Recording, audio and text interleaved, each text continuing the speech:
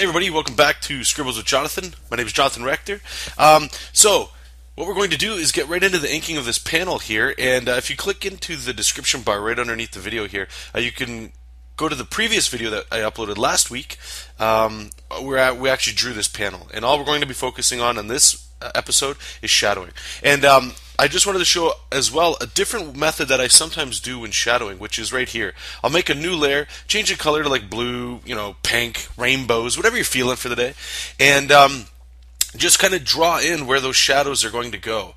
And what this allows me to do is I can play with infinite amounts of light sources and rendering and all sorts of stuff like that. And you can do this if you're working on a piece of paper as well. If you've got access to like a scanner and a printer or a light box, you can just put a piece of paper over it and just quickly grab like a thick brush if you can. Something much bigger than what you're drawing your tight line art with. That way you can get kind of muddy with the shadows. You can play around and stuff. It leaves a box. It lets you get out of a box, to play around with your shading and your shadowing and stuff.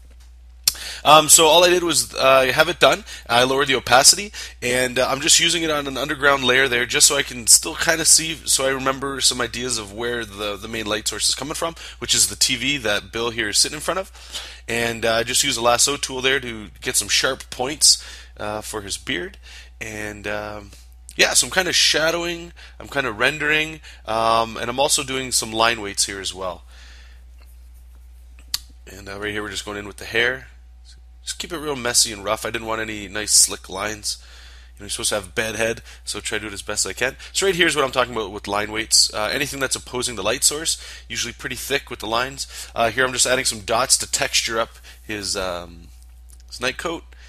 And as you can see, I'm just putting these little X's in there. And that's to indicate to fill it with black. I normally don't do that too much, but I just wanted to show another example for you guys. And kind of keeping it similar to what I had already done with the blue there. So I still have an idea of where the lighting should be. Again, just beefing up some lines around there just to break it, make it pop a little bit more. And yep, just cleaning up some of the areas as well. Working digital, what I can do is like all of this area that's black, if I have lines that are in there, I can just switch the color to white and draw over those lines. That way when I fill it with black, it makes it easier. A little hard to describe unless I was sitting next to you guys and I could show you with a practical application of that. But yeah, just going in there, add a little bit of rendering, a little texture to his night coat. Just beefing it up a little bit there.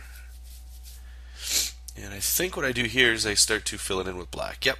So I'm just selecting all those areas with a wand tool and filling it with black. And I don't normally like the way it looks when it's done just like that. Sometimes, and you guys will probably see it, I'll have to go in here and just kind of tighten up some areas there, like right there on his knee. Just clean that up. And then add areas that look like they need it. And beef up some more areas, add a little bit more rendering, some detail. Yeah, then start put some heavier shadows on his chest, especially in his neck area here. There you go.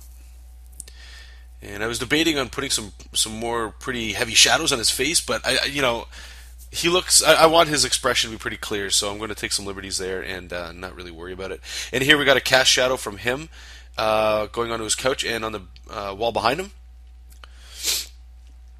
And if he's casting a shadow, chances are that sofa's casting a shadow as well. So I don't think I do the other side there. Yeah, I just start filling it in with black right here. And right away, just by doing that, it pops, at least to me. And those are the kinds of shadows that you're looking for, I find most of the time. And granted, I do have a dramatic scene here. There's only really one light source outside of the window behind him, but it's just like a big blaring TV. So when you get to do that, I would abuse it as much as you possibly can because you can get some pretty dramatic effects there. And here again, just pulling away from the light source, rendering out the sofa a little bit more. Just give it a little bit more three-dimension. Just breaking it up a bit. And then adding our little line weights at the bottom there. Opposing light source.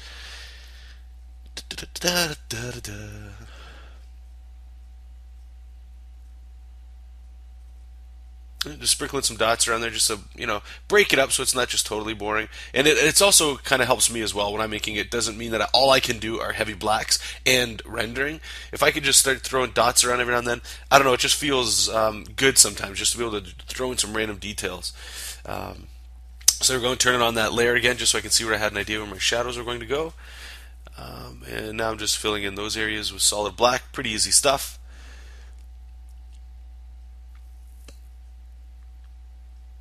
And then just doing the same here for the curtain and the window. And sometimes with straight lines here, when I normally ink, it's with a pressure sensitive brush. However, sometimes you have straight lines like this, and going over that with a sensitive brush would be a lot of undoing because you get jaggies and stuff. All I do is grab the exact same 3-pixel brush or the 5-pixel brush that we use for the contour line, and all I'll do is I'll just go in there with a thicker line and just make it straight. Save yourself the heartache. And here I just did 2 swooping lines here. What it is like a staggered shadow to try to give the illusion that some of those blinds are above the other blinds. And you'll see once we fill it in with black, hopefully that illusion pops through. You might be able to see it right now. And I'm just doing white there, that way when I fill it with Photoshop, it'll get them all. So you can see right away all that it did there. So now you have shapes that are coming in. I'm going to break it up with white again, just adding in some more sprinkled detail there. And at this point, it's pretty much done. I'm just going in there, breaking up the wall, adding some, grit. I'm also going to go here and start working on the TV. I do a couple passes with this because I wasn't the wires. They started to look a little chunky. But what are you going to do there? Most of this is going to be black. But it's good to have all the information down before you start hammering out shadows sometimes.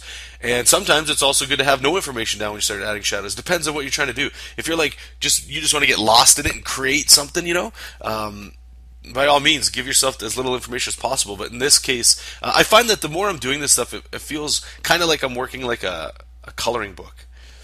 I have these nice lines that you could essentially give somebody, just grab a crayon and fill in. But instead of a crayon, I'm throwing in inks. And here again, just breaking it up. Looks like I'm reaching towards the end of the video, so this is pretty much it. I hope you guys enjoyed it. I hope you learned something. Please leave a comment, share the video, let me know what you guys thought, and let me know of any other content you guys would be interested in. So thank you guys so much. Take care, keep reading comics, keep making comics, and we'll talk to you next time.